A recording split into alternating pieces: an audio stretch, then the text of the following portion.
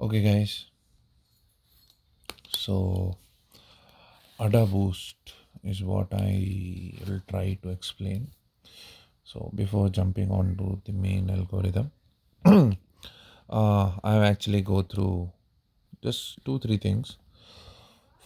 So, weak learner, decision stump, significance, etc. So, we know.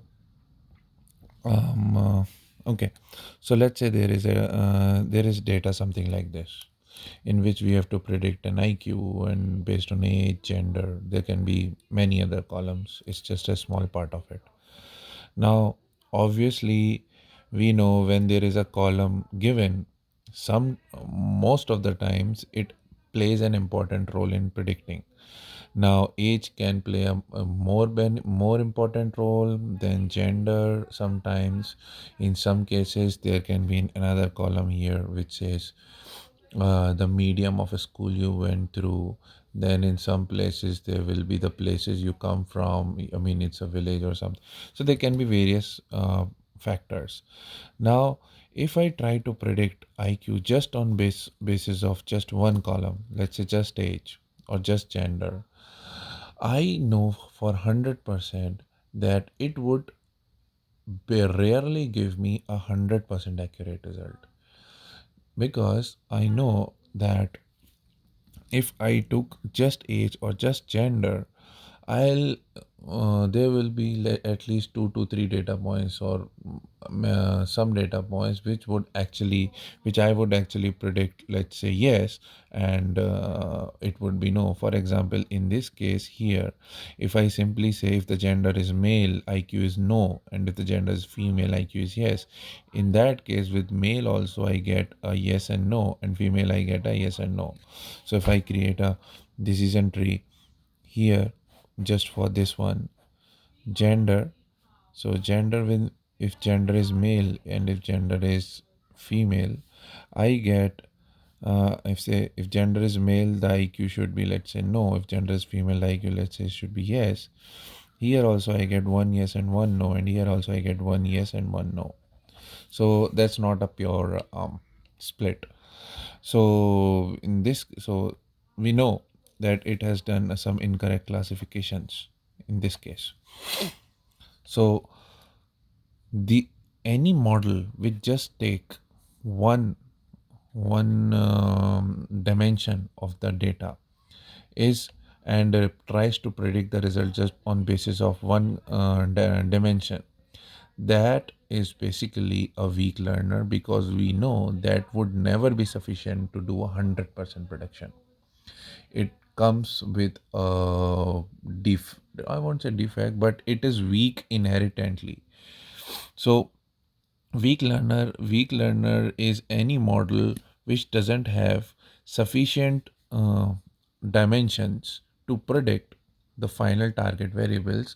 So we know that automatically it is a weak model. So that those models we call them weak learner. Second thing which will come on to is called decision stump. So decision tree, we know, like five six things going on, and then that's a decision tree. Decision stump is a decision tree with just one root node and two leaf nodes. It can be three as well, but just I would say one level depth is what a decision stump is. So here we basically so random forest, what was random forest? Random forest was ensemble of decision trees, but this adaboost is basically an ensemble of decision stumps. That is one of the main differences. So that is how it goes. Now, coming on to the second part, which is the main adaboost algorithm, where it actually confuses, like increasing weight, this and that, various terms are coming up. So I'll try to explain as as much as I could, just the basic formulas and what is the intuitive maths behind it, because you will find a lot of working examples. So I'll just go into the intuitive math of why the significance of the weight is calculated as learning rate multiplied by log of 1 minus total error over total error. Now we see that the actual formula is half into log of minus total error of total error. Why learning rate is taken as half in adaboost algorithm? Why we call, although we call it learning rate, but learning rate is not that you can say relevant when it comes to boosting. So there are various things. Now we call this weight as significance because it kind of gives significance to each of your decision stump. So you see, I'll just do the first step. So for example, if we come in this case, there are four rows. So the weight we give is 1 by 4 to each, because the weighted average should come out to be 1. This thing should come out to be 1, the sum of all these numbers. So at the first place, when we don't have any other assumptions, we give equal weight to all the observations. Now, for example, if we pick up this section, so the first part, what it does is, the way adaboost work is step 1. What step 1 does is, it creates all the possible decision stumps. Let's say there are, let's say we have A, B, and C. So there are, let's say, five dimensions here. So it will create 5 decision stumps for each A, B, C, age, and gender, and calculate the Gini index of all 5. When it creates the Gini index of all 5, we know that the Gini index value will give us the purest decision stump. So based on that, we'll just pick up one stump. For example, I picked up this one, gender. Now in gender, I see that for if we do this split, because this is the only factor I coming up in gender column, I see it's almost doing a halfway split. Like half of the predictions are wrong. So I know it predicted. So when I'm taking gender as male, like these two, I'm saying it should be no, but it is yes. So that means this is an error. This is the prediction which it did wrong. When in female it should be yes, then this is the prediction did wrong. Now our total error becomes 1 over 8, because we just add up the errors. Now our total error, when it becomes 1 over 8, now comes the interesting part of what are we doing here. Now forget about eta, learning rate. Let's say this learning rate is 1. We know it's half multiplied. I'll come to that later. Let's say this is 1. So as of now, the weight would be log of 1 minus total error over total error. Now think of this in this manner. If 1 over 8 is our error, then 1 minus, oh sorry, it's 1 over 4 plus 1 over 4 is not 1 over 8, it is 1 over 2. So if our error is 1 over 2, so 1 minus error is what? 1 minus error is our accuracy, isn't it? That is our positive outcomes. So 1 minus error will give you the positive outcomes, which is, in this case, it is 1 over 2. But for the sake of calculation, so that you guys don't get confused, forget about this thing. For example, let's say our total error. I told you how total error is calculated. So for example, let's say our total error is 1 over 8, because error should tend to be very less. If error is 0.5, that means you are doing some very weird stuff.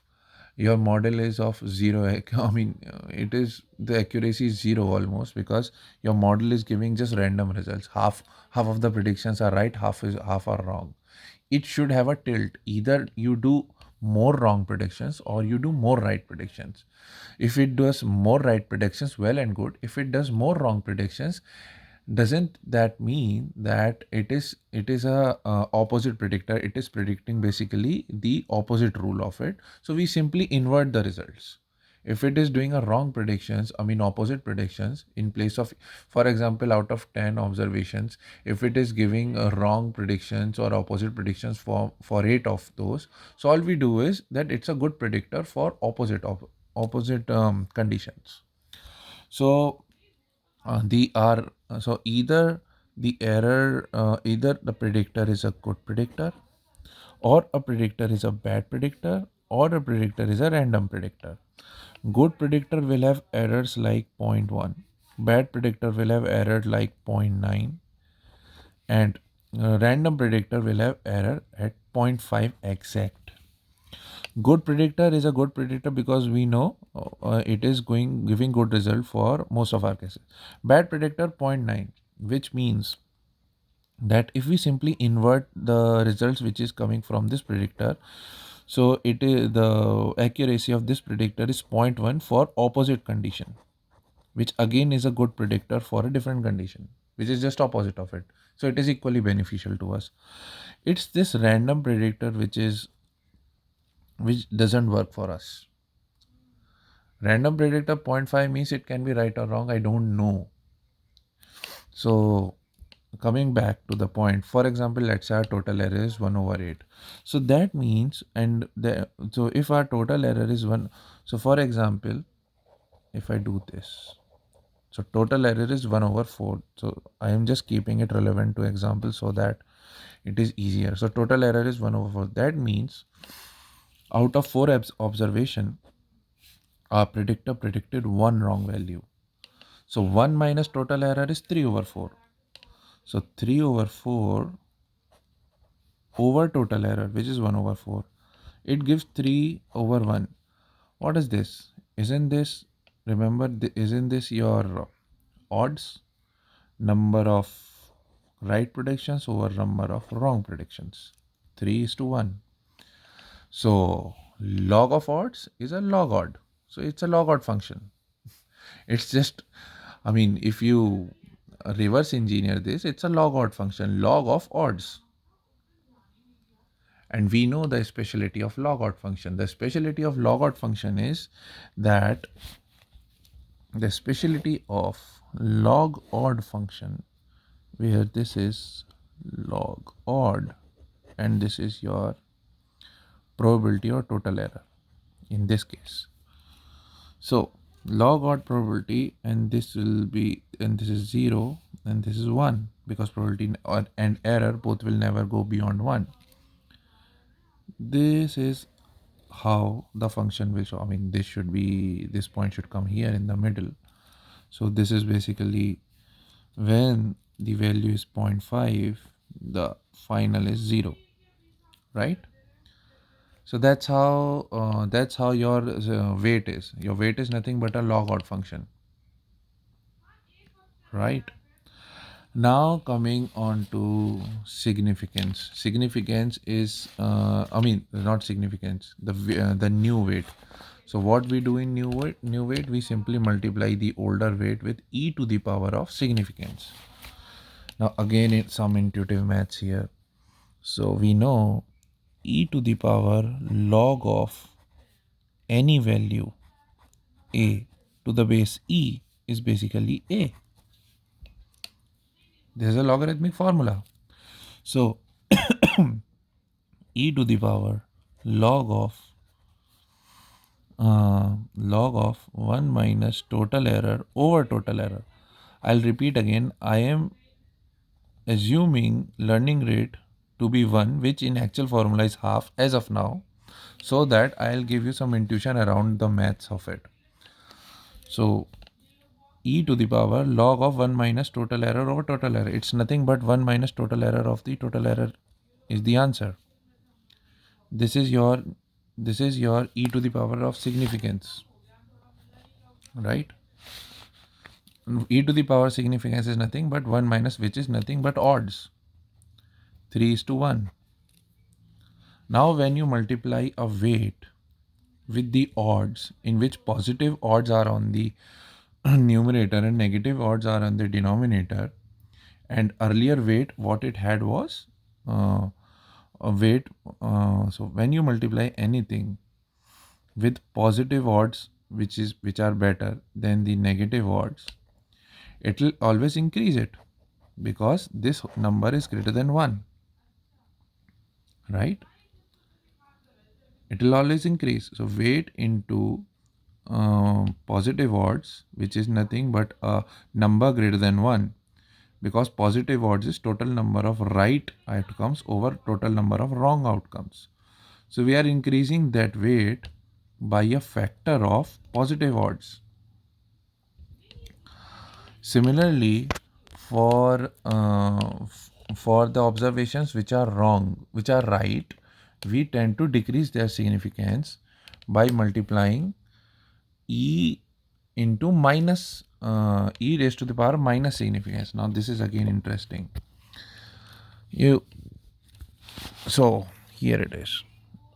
E raised to the power minus log of x. Minus log x is what? Minus log x is log of 1 over x. So e to the power minus log x is equal to e to the power log of 1 over x. So what this means, and answer would be 1 over x. So what this means is the outcome would be reciprocal of what we had earlier. So in this case, e to the power log of positive over negative, positive outcomes over correct outcomes over incorrect outcomes. Okay, so when we do minus log, it will become e to the power log of negative outcomes over positive outcomes. I'll repeat, minus log of something is equal to log of 1 over something. So minus log of 1 minus te over te would become e to the power log of te over 1. I'll write it so that it's easier. Okay. So e to the power minus log of 1 minus te over te is actually e to the power log of te over 1 minus te, which becomes total error over 1 minus total error, which is inverted odds, means incorrect classifications over correct classifications. This value will always be less than 1 because incorrect classifications are less than correct classifications.